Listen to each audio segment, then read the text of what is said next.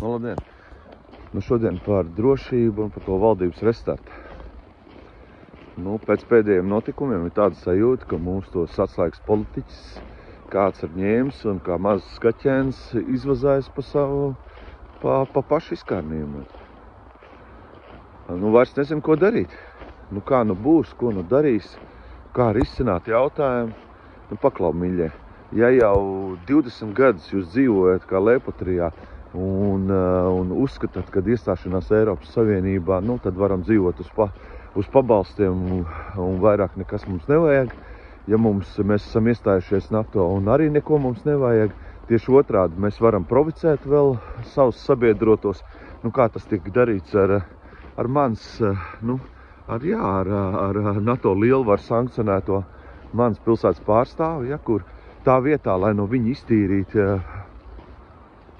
Latvijas politika, valsts pārvalde, nē, mēs daram otrādi. Mēs viņam atļaujam darboties Ventspilī, atļaujam rīkoties ar valsts līdzekļiem, dosim atpakaļ osti. Pats feinākais ir tas, ka mēs viņu esam jau kara laikā piesēdinājuši pie koalīcijas galda un vēl trakāk kļuvuši no viņa pilnībā atkarīgi no viņa mazpartijas. Ja kāds domā, ka šis cilvēks strādā mūsu valsts labā, tā nekad nav bijis.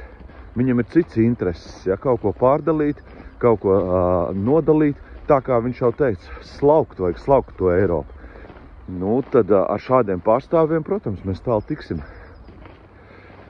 Un vēl tagad arī tikko Trumps atnāca pie varas. Mēs tā vietā, lai paklusētu, mums ir valdības ministra vai valdības partija, kur uzstāj uz kaut kādiem Palestīnas jautājumiem, tā kā mums būtu tas tāda eksistenciāla izdzīvošanai svarīga tieši šobrīd. Mēs vienkārši nejūtam ne drēbi, ne laiku, kad ko teikt, kad ko darīt. Tāds jau arī neviens neaizstāvēs. Nevienam nav vajadzīgi tādi, kur nespēja sev pārvaldīt, kur ir izšķērdīgi, kur ir muļas. Un kāda ir izēja? Izēja ir tāda, ka prezidentam, kurš ir vairāk kā atbildīgs par šo situāciju ar to sankcionēto valdībā, ir jāņem grožs savās rokās, ir jāvienojas